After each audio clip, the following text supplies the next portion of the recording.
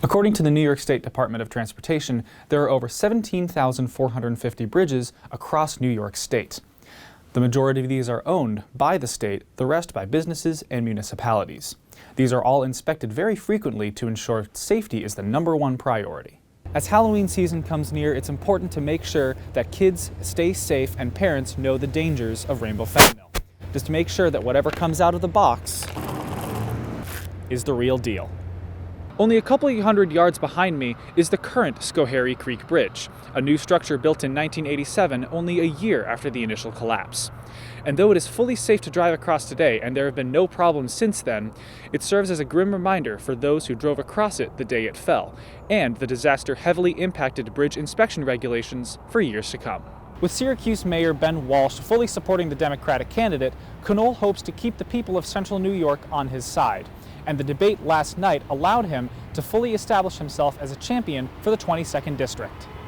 Intramural sports are always a fun time. What do you think? Oh, I think that the soccer is going to be really fun, and the t-shirts sound really cool. Oh yeah, I'm always in need of another t-shirt, you know, especially high point material. Probably do me well. Well, that's all from Q Sports. I'm Andrew MacBeath. And I'm Noah Lewis. We'll see you next week.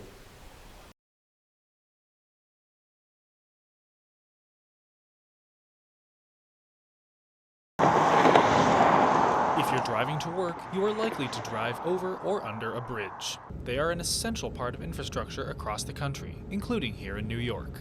According to the New York State Department of Transportation, there are over 17,450 bridges across New York State. The majority of these are owned by the state, the rest by businesses and municipalities. It's in pretty good condition.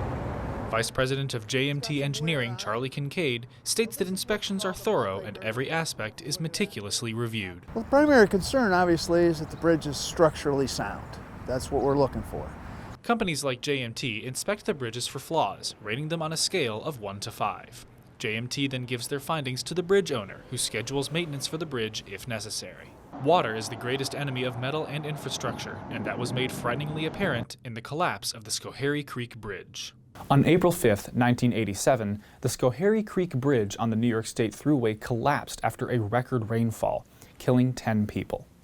The cause of this bridge was primarily due to bridge scour, a condition where water washes away the sediment underneath the supports, causing it to collapse. We were still driving along, and we got to Massachusetts, and we heard about a bridge collapsing, and we couldn't believe it. It was the bridge we had just gone over. Bill Storm of Liverpool and his wife crossed the bridge shortly before it collapsed. We felt lucky, at the same time horrified for the people that, if they had only left early. Only a couple of hundred yards behind me is the current Schoharie Creek Bridge. And though it is fully safe to drive across today, and there have been no problems since then, it serves as a grim reminder for those who drove across it the day it fell, and the disaster heavily impacted bridge inspection regulations for years to come.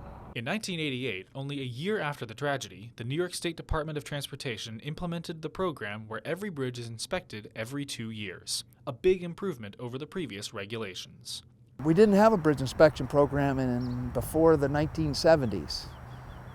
They just built the bridge and they expected that it would be good. Kincaid says the system today is efficient and reliable. We help repair and ensure that the infrastructure is safe for the traveling public, and that I think is something to take pride in.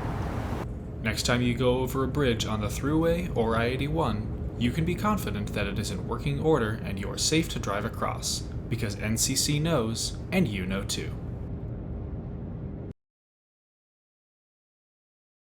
Let's go, boys! Guys, I'm hungry. We got a lot to do. Baseball is a fun game. Every pitch could lead to something new. 6. Stewart cracks it to deep left field, and we are tied. It's the gift that keeps on giving. However, some of the crazier things could be happening off the field.